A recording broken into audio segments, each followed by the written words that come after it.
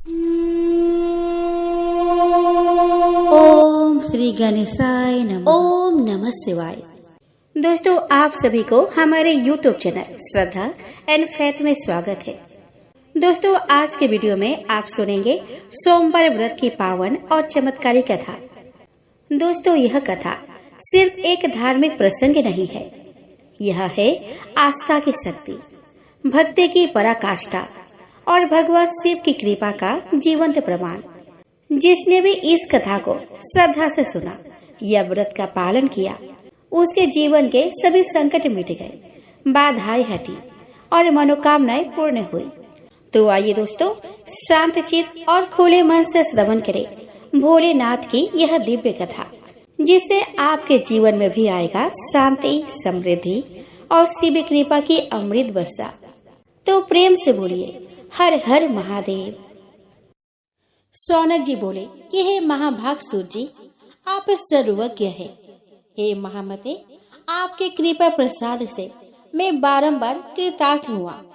इस इतिहास को सुनकर मेरा मन अत्यंत आनंद में निमग्न हो रहा है। अतः आप भगवान शिव में प्रेम बढ़ाने वाली शिव संबंधिनी दूसरी कथा को कहिए। अमृत पीने वालों को लोक में कहीं मुक्ति नहीं प्राप्त होती, किंतु भगवान शंकर के कथा अमृत का पान तो प्रत्यक्ष ही मुक्ति देने वाला है। सदा शिव की जिस कथा के सुनने मात्र से मनुष्य शिवलोक प्राप्त कर लेता है, वह कथा धन्य है, धन्य है। और कथा का श्रवण कराने वाले आप भी धन्य है।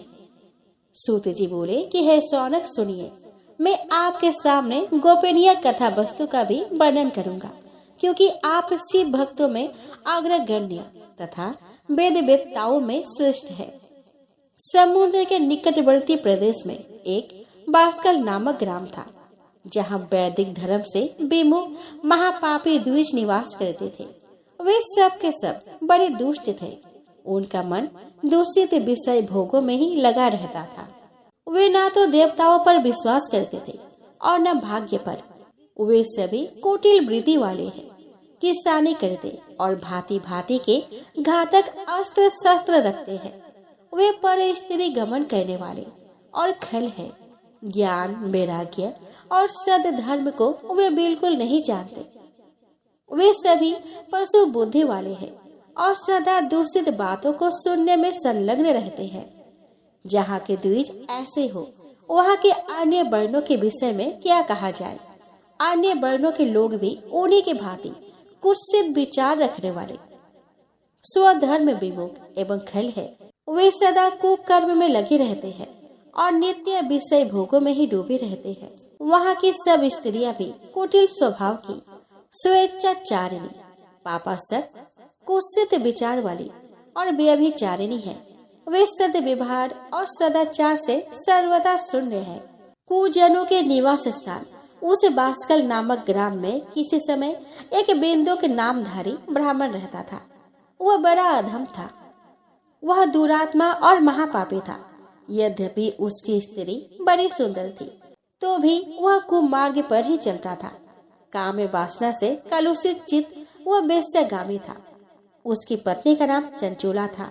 वह सदा उत्तम धर्म के पालन में लगी रहती थी, तो भी उसे छोड़कर वह दुष्ट ब्राह्मण कामासक्त होकर वेश्यागामी हो गया था। इस तरह कुकर्म में लगे हुए उस बिंदु के बहुत वर्ष व्यतीत हो गए। उसकी स्त्री चंचूला काम से पीड़ित होने पर भी स्वधर्म नाश के भय से कलेश सह कर भी दीर्घ काल तक धर्म से भ्रष्ट नहीं हुई, परंतु दुराचारी पति के आचरण से प्रभावित होने के कारण काम पीड़ित हो आगे चलकर वह स्त्री भी दुराचारिणी हो गई। भ्रष्ट चरित्र वाली वह कुमार्ग गामिनी अपने पति की दृष्टि बचाकर रात्रि में चोरी छिपे अन्य पापी जार पुरुषों के साथ रमन करने लगी। हे मुने, एक बार उस ब्राह्मण ने अपनी उस दुराचारिणी पत्नी चंचूला को कामासक्त हो परिपुरुष के साथ रात्रि में संसर्ग रत देख लिया। उस दुष्ट और दुराचार में आसक्त मन वाली पत्नी को रात में परिपुरुष के साथ व्यभिचार रत देखकर वह क्रोध पूर्वक वेग से दौड़ा। उस दुष्ट बिंदु को घर में आया जानकर वह कपटी व्यभिचारिणी तेजी से भाग गया। तब वह दुष्ट आत्मा बिंदुक अपने पत्नी को पकड़कर उसे डांटता हुआ मुक्कों से बार बार पीटने लगा। वह व्यभिचारिणी दुष्टा नारी चंचूला पीटी जाने पर कुपित होकर निर्भयता पूर्वक अपने दुष्ट पति बिंदुक से कहने लगी। चंचूला बोली कि मुझ पति परायण युवती पत्नी को छोड़कर आप को बुद्धिवश प्रतिदिन वेश्या के साथ इच्छा अनुसार रमन करते हैं। आप ही बताए कि रूपवती और कामसक्त चित्त वाली मुझ युवती की पति संसर्ग के बिना क्या गति होती होगी। मैं अत्यंत सुंदर हूँ तथा नव यौवन से उन्मत्त हूँ। आपके संसर्ग के बिना व्यथित चित्त वाली मैं कामजन्य दुख को कैसे सह सकती हूँ। सूत जी बोले कि उस स्त्री के इस प्रकार कहने पर बिंदुक कहने लगा। बिंदुक बोला कि काम से व्याकुल चित होकर तुमने यह सत्य ही कहा है। हे प्रिय, तुम भय त्याग दो। मैं जो तुमसे हित की बात कहता हूँ उसे सुनो। तुम निर्भय होकर नित्य पर पुरुष के साथ संसर्ग करो। उन्हें संतुष्ट करके उनसे धन खींचो। वह सारा धन वेश्या के प्रति आसक्त मन वाले मुझको दे दिया करो। इससे तुम्हारा और मेरा दोनों का ही स्वार्थ सिद्ध हो जाएगा। सूत जी बोले कि पति का यह वचन सुनकर उसकी पत्नी चंचूला ने प्रसन्न होकर उसकी कही बात मान ली। उन दोनों दुराचारी पति पत्नी ने इस प्रकार समझौता कर लिया तथा वे दोनों निर्भय चित्त से कुकर्म में लीन हो गए। इस तरह दुराचार में डूबे हुए उन मूढ़ चित्त वाले पति पत्नी का बहुत सा समय व्यर्थ बीत गया। तदंतर शूद्र जातीय वेश्या का पति बना हुआ वह दूषित बुद्धि वाला दुष्ट ब्राह्मण बिंदु समय अनुसार मृत्यु को प्राप्त हो नरक में जा पड़ा।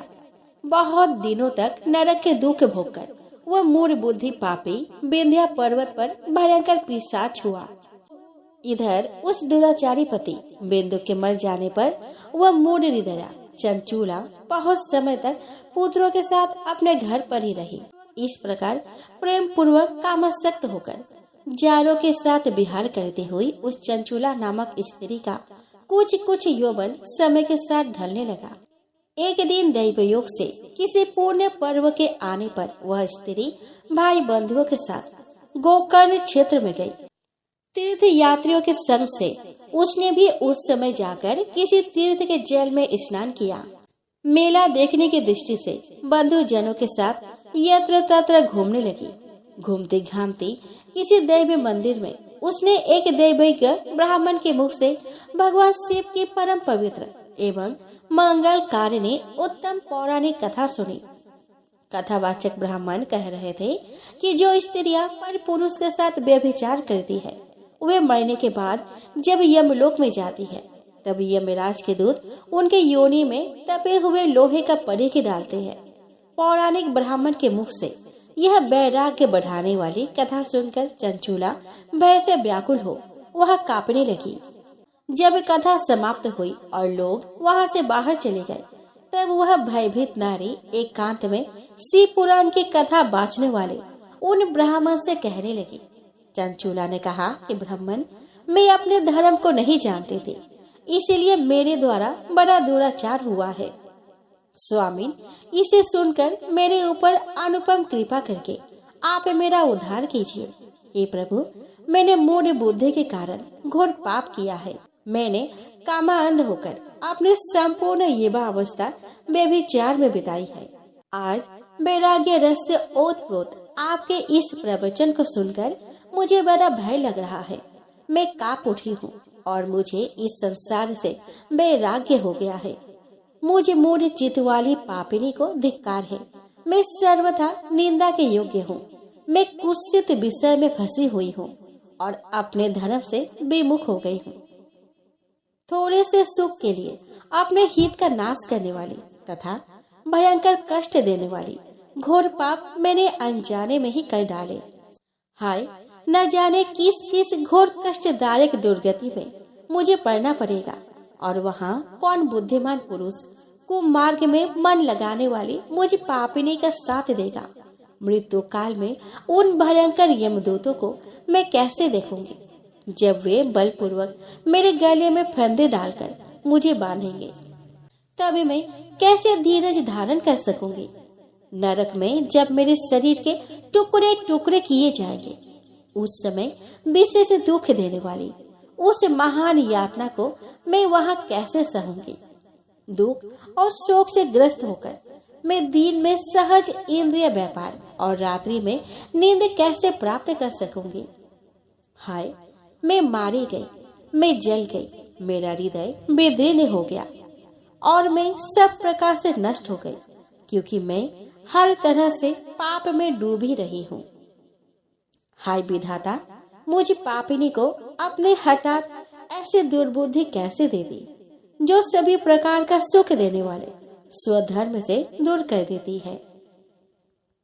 हे द्विज, सूल से बिंधा हुआ व्यक्ति ऊंचे पर्वत शिखर से गिरने पर जैसा घोर कष्ट पाता है, उससे भी करोड़ गुना कष्ट मुझे है। सैकड़ों अश्वमेघ यज्ञ करके अथवा सैकड़ों वर्षों तक गंगा स्नान करने पर भी मेरे घोर पाप की शुद्धि संभव नहीं दिखती। मैं क्या करूं, कहाँ जाऊं और किसका आश्रय लूं? मुझ नरक गामिनी की इस संसार में कौन रक्षा करेगा? हे ब्राह्मण, आप ही मेरा गुरु है, आप ही माता और आप ही पिता है। आपकी शरण में आई हुई मुझे दीन अबला का उद्धार कीजिए। सूत जी बोले कि हे सौनक, इस प्रकार खेद और वैराग्य से युक्त हुई चंचूला उस ब्राह्मण के चरणों में गिर पड़ी। तब उन बुद्धिमान ब्राह्मण ने कृपा पूर्वक उसे उठाकर इस प्रकार कहा। ब्राह्मण बोले कि सौभाग्य की बात है कि भगवान शंकर की कृपा से शिव पुराण के इस वैराग्य युक्त तथा श्रेष्ठ कथा को सुनकर तुम्हें समय पर चेत हो गया है। हे ब्राह्मण पत्नी, तुम डरो मत, भगवान शिव के शरण में जाओ। शिव की कृपा से सारा पाप तत्काल नष्ट हो जाता है। मैं तुमसे भगवान शिव की कीर्ति कथा से युक्त उस परम वस्तु का वर्णन करूंगा, जिससे तुम्हें सदा सुख देने वाली उत्तम गति प्राप्त होगी। शिव की उत्तम कथा सुनने से ही तुम्हारी बुद्धि इस तरह पश्चाताप से युक्त एवं शुद्ध हो गई है। साथ ही तुम्हारे मन में विषयों के प्रति वैराग्य हो गया है। पश्चाताप ही पाप करने वाले पापियों के लिए सबसे बड़ा प्रायश्चित है। सत्य पुरुषों ने सबके लिए पश्चाताप को ही समस्त पापों का शोधक बताया है।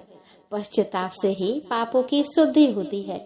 जो पश्चाताप करता है वही वास्तव में पापों का प्रायश्चित करता है, क्योंकि सत्य पुरुषों ने समस्त पापों की शुद्धि के लिए जैसे प्रायश्चित का उपदेश किया है, वह सब पश्चाताप से संपन्न हो जाता है। जो पुरुष विधि पूर्वक प्रायश्चित करके निर्भय हो जाता है पर अपने कुकर्म के लिए पश्चाताप नहीं करता, उसे प्रातः उत्तम गति नहीं प्राप्त होती। परंतु जिसे अपने कुकृत्य पर हार्दिक पश्चाताप होता है, वो अवश्य उत्तम गति का भागी होता है, इसमें संशय नहीं है। इस शिव पुराण की कथा सुनने से जैसी चित्त शुद्धि होती है, वैसी दूसरे उपाय से नहीं होती। जैसे दर्पण साफ करने पर निर्मल हो जाता है, उसी प्रकार इस शिव पुराण की कथा से चित्त अत्यंत शुद्ध हो जाता है, इसमें संशय नहीं है। मनुष्य के शुद्ध चित्त में जगदम्बा पार्वती सहित भगवान शिव विराजमान रहते हैं।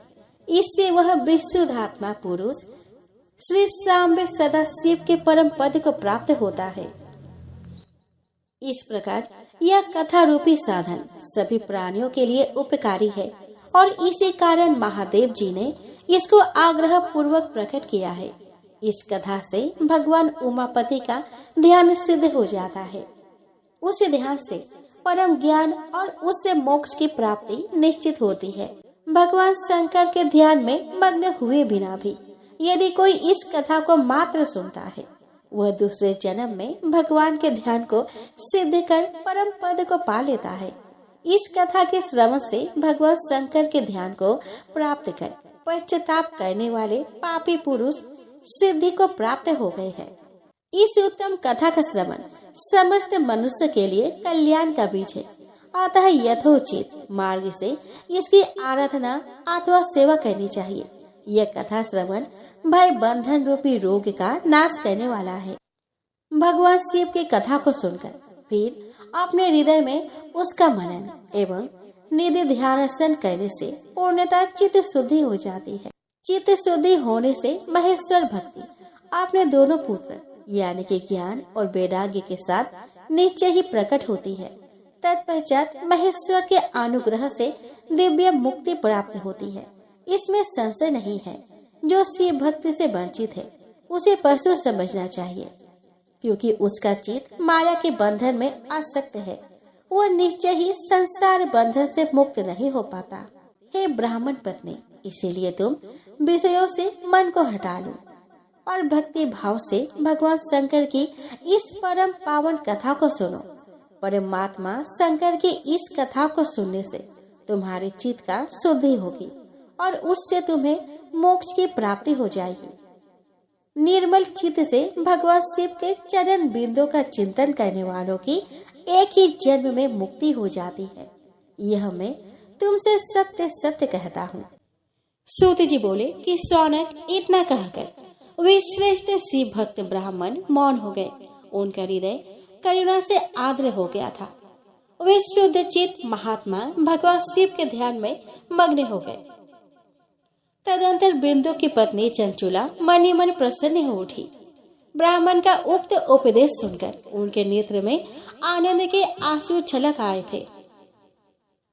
वह ब्राह्मण पत्नी चंचुला हर्षित हृदय से उन श्रेष्ठ ब्राह्मण के चरणों में गिर पड़ी और हाथ जोड़कर बोली कि मैं कृतार्थ हो गई हूँ। तत्पश्चात उठकर वैराग्य युक्त तथा उत्तम बुद्धि वाली वह स्त्री जो अपने पापों के कारण आतंकित थी, उन महान शिव भक्त ब्राह्मण से हाथ जोड़कर गदगद वाणी में कहने लगी। चंचुला बोली कि हे ब्राह्मण, हे शिव भक्तों में श्रेष्ठ, हे स्वामी, आप धन्य है, परमार्थदर्शी है और सदा परोपकार में लगे रहते हैं। इसीलिए आप श्रेष्ठ साधु पुरुषों में प्रशंसा के योग्य हैं। हे साधु, मैं नरक के समुद्र में गिर रही हूँ, आप मेरा उद्धार कीजिए। पौराणिक अर्थ तत्व से संपन्न जिस सुंदर शिव पुराण की कथा को सुनकर मेरे मन में संपूर्ण विषयों से वैराग्य उत्पन्न हो गया है, उसी इस शिव पुराण को सुनने के लिए इस समय मेरे मन में बड़ा ही श्रद्धा हो रही है। सूत जी बोले कि ऐसा कहकर हाथ जोड़कर उनका अनुग्रह पाकर चंचुला उस शिव पुराण की कथा को सुनने की इच्छा मन में लिए उन ब्राह्मण देवता की सेवा में तत्पर हो वहां रहने लगी। तदंतर शिव भक्त में श्रेष्ठ और शुद्ध बुद्धि वाले उन ब्राह्मण देवता ने उसी स्थान पर उस स्त्री को शिव पुराण की उत्तम कथा सुनाई। इस प्रकार उस गोकर्ण नामक महाक्षेत्र में उन्हीं श्रेष्ठ ब्राह्मण से उसने शिव पुराण की वह परम उत्तम कथा सुनी, जो भक्ति, ज्ञान और वैराग्य को बढ़ाने वाली और मुक्ति देने वाली थी। उस परम उत्तम कथा को सुनकर वह ब्राह्मण पत्नी अत्यंत कृतार्थ हो गई। उन सद्गुरु की कृपा से उसका चित्त शीघ्र ही शुद्ध हो गया। भगवान शिव के अनुग्रह से उसके हृदय में शिव के सद्गुण रूप का चिंतन होने लगा। इस प्रकार सद्गुरु का आश्रय लेकर उसने भगवान शिव में लगी रहने वाली उत्तम बुद्धि पाकर शिव के सच्चिदानंदमय स्वरूप का बारंबार चिंतन आरंभ किया। वह प्रतिदिन तीर्थ के जल में स्नान करके जटा और बलकर धारण करने लगी और समूची देह में भस्म लगाकर रुद्राक्ष के आभूषण धारण करने लगी। वह भगवान शिव के नाम जप में लगी रहती थी। संयमित वाणी और अल्प आहार करके गुरु के बताए मार्ग से वह शिव जी को प्रसन्न करने लगी। ये शौनक, इस प्रकार शंभु का उत्तम ध्यान करते हुए उस चंचुला का बहुत सा समय बीत गया। तत्पश्चात समय के पूर्ण होने पर भक्ति, ज्ञान और वैराग्य से युक्त हुई चंचुला ने अपने शरीर को बिना किसी कष्ट के त्याग दिया। इतने में ही त्रिपुर शत्रु भगवान शिव का भेजा हुआ एक दिव्य विमान द्रुत गति से वहां पहुंचा, जो उनके अपने गरुड़ से संयुक्त और भांति भांति के शोभा साधनों से संपन्न था। चंचुला उस विमान पर आरूढ़ हुई और भगवान शिव के श्रेष्ठ पार्षदों ने उसे तत्काल शिवपुरी पहुंचा दिया। उसके सारे मन भूल गए थे। वह दिव्य रूप धारिणी दिव्यांगना हो गई थी। उसके दिव्य अवयव उसकी शोभा बढ़ाते थे। मस्तक पर अर्ध चंद्र का मुकुट धारण किए वह गौरांगी देवी शोभाशाली दिव्य आभूषणों से विभूषित थी। वहां पहुंचकर उसने त्रिनेत्रधारी महादेव जी को देखा। ब्रह्मा विष्णु आदि देवता उन सनातन शिव की सेवा कर रहे थे। गणेश, भृंगी, नंदीश, वीरभद्रेश्वर आदि गण उत्तम भक्ति के साथ उनकी उपासना कर रहे थे। उनकी अंग कांति करोड़ों सूर्य के समान प्रकाशित हो रही थी। कंठ में नील चिन्ह शोभा पाता था। उनके 5 मुख थे और प्रत्येक मुख में 3-3 नेत्र थे। मस्तक पर अर्ध चंद्राकार मुकुट शोभा देता था। उन्होंने अपने बाम अंग में गौरी देवी को बैठा रखा था, जो विद्युत पुंज के समान प्रकाशित थी। गौरीपति महादेव जी की कांति कपूर के समान गौर थी। उन्होंने सभी अलंकार धारण कर रखे थे। उनका सारा शरीर श्वेत भस्म से भासित था। शरीर पर श्वेत वस्त्र शोभा पा रहे थे। वे अत्यंत उज्जवल वर्ण के थे। इस प्रकार परम उज्जवल भगवान शंकर का दर्शन करके वह ब्राह्मण पत्नी चंचुला बहुत प्रसन्न हुई। अत्यंत प्रीति युक्त होकर उसने बड़ी उतावली के साथ भगवान को बारंबार प्रणाम किया। फिर हाथ जोड़कर वह बड़े प्रेम, आनंद और संतोष से युक्त हो विनीत भाव से खड़ी हो गई। उसके नेत्र में आनंद अश्रुओं की अविरल धारा बहने लगी तथा संपूर्ण शरीर में रोमांच हो गया। उस समय भगवती पार्वती और भगवान शंकर ने उसे बड़ी करुणा के साथ अपने पास बुलाया और सौम्य दृष्टि से उसकी ओर देखा। पार्वती जी ने तो दिव्य रूप धारिणी बिंदुक प्रिया चंचुला को प्रेम पूर्वक अपने सखी बना लिया। वह उस परम आनंद घन ज्योति स्वरूप सनातन धाम में अविचल निवास पाकर दिव्य सौख्य से संपन्न हो अक्षय सुख का अनुभव करने लगी। दोस्तों, एक समय की बात है। किसी नगर में एक साहूकार रहता था। उसके घर में धन की कोई कमी नहीं थी, लेकिन उसकी कोई संतान नहीं थी। इस कारण वह बहुत दुखी था। पुत्र प्राप्ति के लिए वह प्रत्येक सोमवार व्रत रखता था और पूरी श्रद्धा के साथ शिव मंदिर जाकर भगवान शिव और पार्वती जी की पूजा करता था। उसकी भक्ति देखकर एक दिन माँ पार्वती प्रसन्न हो गई और भगवान शिव से उस साहूकार की मनोकामना पूर्ण करने का आग्रह किया। पार्वती जी की इच्छा सुनकर भगवान शिव ने कहा कि हे पार्वती, इस संसार में हर प्राणी को उसके कर्मों का फल मिलता है और जिसके भाग्य में जो हो उसे भोगना ही पड़ता है। लेकिन पार्वती जी ने साहूकार की भक्ति का मान रखने के लिए उसके मनोकामना पूर्ण करने की इच्छा जताई। माता पार्वती के आग्रह पर शिव जी ने साहूकार को पुत्र प्राप्ति का वरदान तो दे दिया, लेकिन साथ ही यह भी कहा कि उसके बालक की आयु केवल 12 वर्ष होगी। माता पार्वती और भगवान शिव की बातचीत को साहूकार सुन रहा था। उसने ना तो इस बात की खुशी थी और ना ही दुख। वह पहले की भांति शिव जी का पूजा करता रहा। कुछ समय के बाद साहूकार के घर एक पुत्र का जन्म हुआ। जब वह बालक 11 वर्ष का हुआ तो उसे पढ़ने के लिए काशी भेज दिया गया।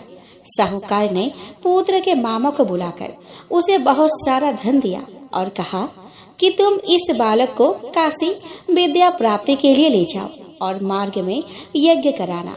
जहाँ भी यज्ञ कराओ वहाँ ब्राह्मणों को भोजन कराओ और दक्षिणा देते हुए जाना। दोनों मामा भांजे इसी तरह यज्ञ कराते और ब्राह्मणों को दान दक्षिणा देते काशी की ओर चल पड़े। रात में एक नगर पड़ा जहाँ नगर के राजा की कन्या का विवाह था, लेकिन जिस राजकुमार से उसका विवाह होने वाला था वह एक आंख से काना था। राजकुमार के पिता ने अपने पुत्र के काना होने की बात को छुपाने के लिए एक चाल चली। साहूकार के पुत्र को देखकर उसके मन में एक विचार आया। उसने सोचा कि क्यों न इस लड़के को दूल्हा बनाकर राजकुमार से विवाह करा दूं। साहूकार के पुत्र को देखकर उसके मन में एक विचार आया। उसने सोचा कि क्यों न इस लड़के को दूल्हा बनाकर राजकुमारी से विवाह करा दूं। विवाह के बाद इसको धन देकर विदा कर दूंगा और राजकुमारी को अपने नगर ले आऊंगा। लड़के को दूल्हे के वस्त्र पहनाकर राजकुमारी से विवाह कर दिया गया, लेकिन साहूकार का पुत्र ईमानदार था। उसे यह बात न्याय संगत नहीं लगी। उसने अवसर पाकर राजकुमारी के चुनने के पल्ले पर लिखा कि तुम्हारा विवाह तो मेरे साथ हुआ है, लेकिन जिस राजकुमार के संग तुम्हें भेजा जाएगा वह एक आंख से काना है। मैं तो काशी पढ़ने जा रहा हूँ। जब राजकुमारी ने चुन्नी पर लिखी बातें पढ़ी तो उसने अपने माता पिता को यह बात बताई। राजा ने अपने पुत्री को विदा नहीं किया, जिससे बारात वापस चली गई। दूसरी ओर साहूकार का लड़का और उसका मामा काशी पहुँचे और वहां जाकर उन्होंने यज्ञ किया।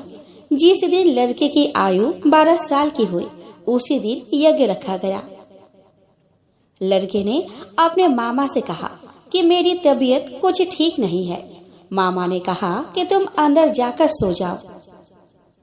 शिव जी के वरदान अनुसार कुछ ही देर में उस बालक के प्राण निकल गए। मृत भांजे को देखकर उसके मामा ने विलाप शुरू कर दिया। संजोग बस उसी समय शिव जी और माता पार्वती उधर से जा रहे थे। पार्वती जी ने भगवान से कहा कि स्वामी, मुझे इसके रोने के स्वर सहन नहीं हो रहा। आप इस व्यक्ति के कष्ट को अवश्य दूर करें।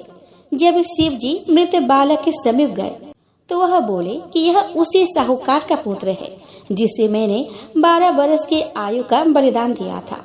अब इसकी आयु पूरी हो चुकी है।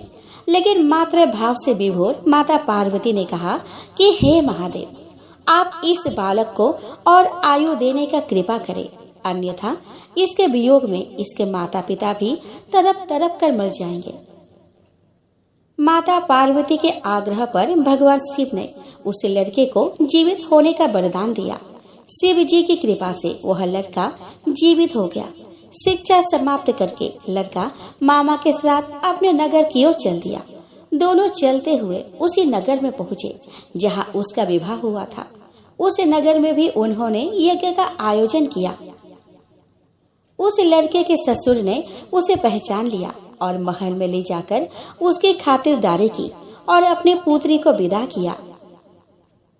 इधर साहूकार और उसकी पत्नी भूखे प्यासे रहकर बेटे की प्रतीक्षा कर रहे थे। उन्होंने प्रण कर रखा था कि यदि उन्हें अपने बेटे की मृत्यु का समाचार मिला तो वह भी प्राण त्याग देंगे, परंतु अपने बेटे के जीवित होने का समाचार पाकर वह बेहद प्रसन्न हुए। उसी रात भगवान शिव ने व्यापारी के स्वप्न में आकर कहा कि हे सृष्टि, मैंने तेरे सोमवार के व्रत करने और व्रत कथा सुनने से प्रसन्न होकर तेरे पुत्र को लंबी आयु प्रदान की है। इसी प्रकार जो कोई सोमवार व्रत करता है या कथा सुनता या पढ़ता है उसके सभी दुख दूर होते हैं और समस्त मनोकामनाएं पूर्ण होती है।